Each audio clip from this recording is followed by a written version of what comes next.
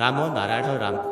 ଏମିତି ଅନେକ ଜୀବ ଅଛନ୍ତି ଯେଉଁମାନେ ଶବ୍ଦ ଦ୍ୱାରା ଜନ୍ମ ନେଇଥାନ୍ତି ଏବଂ ଏମିତି ଅନେକ ଜୀବ ଅଛନ୍ତି ଯେଉଁମାନଙ୍କୁ ମାନବ ଉଷ୍ମତା ମିଳିଲେ ସହଜରେ ଜନ୍ମ ହୁଏ।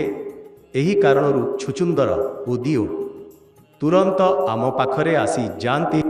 ଆମର ଦେହ ଅନେକ ଅଣୁପରମାଣୁମାନଙ୍କରୁ ଗଠିତ। ଏଗୁଡ଼ିକ ଅଣ୍ଡା ପରି ଫୁଟିବାକୁ ଅପେକ୍ଷା କରୁଛି।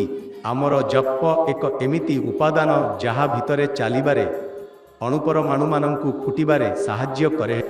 ଯେତେ ଜୀବ ଅଛନ୍ତି ସେମାନଙ୍କର ଆକାର ଏହି ଗ୍ରନ୍ଥିମାନଙ୍କ ଫୁଟିବାରୁ ତିଆରି ହୋଇଛି। ତୁମ ମଧ୍ୟରେ ମଧ୍ୟ ସେହି ଗ୍ରନ୍ଥିମାନେ ଅଛନ୍ତି। ସେମାନଙ୍କ ମଧ୍ୟରେ ମଧ୍ୟ ଆମ ଏବଂ ତୁମ୍ଭ ଗ୍ରନ୍ଥିମାନେ ଅଛନ୍ତି। କେହି ଏକ ମଣିଷ ଘୋଡ଼ା କିପରି ହୋଇପାରିବ? ଘୋଡ଼ା ମଧ୍ୟରେ ଯେଉଁ ଗ୍ରନ୍ଥିମାନେ ଅଛନ୍ତି, ଯେଉଁ କୋଷମାନଙ୍କ ବୃଦ୍ଧିରୁ ଏହି ଆକାର ମିଳିଛି, ସେହି ଗ୍ରନ୍ଥିମାନଙ୍କୁ ବଢ଼ାଇଲେ ତୁମ ଆକାର ମଧ୍ୟ ସେମିତି ହୋଇଯିବ। କେବଳ ଏକ ମୁହୂର୍ତ୍ତରେ ଏପରି ପରିବର୍ତ୍ତନ ଘଟିପାରେ। ଯେକୌଣସି ମୁହୂର୍ତ୍ତରେ ଯେକୌଣସି ଆକାର ଧାରଣ କରାଯାଇପାରେ। ଗ୍ରନ୍ଥିମାନେ କେବଳ ଏକ କ୍ଷଣରେ ପରିବର୍ତ୍ତନ ହୋଇପାରେ। ଏହିପରି ଲକ୍ଷ ଲକ୍ଷ ପ୍ରକାରର ବୁଦ୍ଧି ଉନ୍ମୋଚିତ ହୁଏ। ମଣିଷ ମଧ୍ୟରେ 4ଟି ଗ୍ରନ୍ଥି ଖିଲିଅଛି। ଧର 10,000 ବର୍ଷ ମଧ୍ୟରେ ଏଗୁଡ଼ିକ ଖିଲିଛି। ସେମାନଙ୍କ ମଧ୍ୟରୁ 6ଟି ଗ୍ରନ୍ଥି ଖିଲିଲେ ହାତୀ ହୋଇଯାଏ, ଆଉ କିଛି ଖିଲିଲେ ଅନ୍ୟ ଆକାର ଗଠିତ ହୋଇଯାଏ।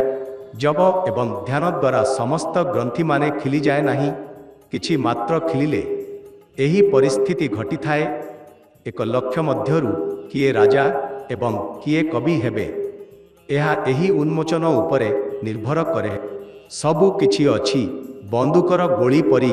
ଯଦି ଠିକ୍ ନିଶାନା ଲଗାଇ ହେଉ ତେବେ ଦୂରକୁ ପହଞ୍ଚି ପାରିବ। ଦେଖ, ତେ ସାମାନ୍ୟ ଚାପରୁ କ'ଣ ଘଟେ? ଗ୍ରନ୍ଥିମାନେ ଉପରେ ଚାପ ନ ପଡ଼ିବାରୁ ସେମାନେ ଖିଲି ନାହିଁ, କିଛି ତାପ ଦ୍ୱାରା ଖିଲିଥାଏ।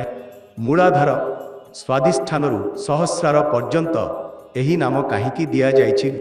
ଏହି ସମସ୍ତ ଉପାଦାନଗୁଡ଼ିକୁ ଏକତ୍ର କରିବାରୁ ହିଁ ବେଦ ଗଠିତ ହୋଇଛି।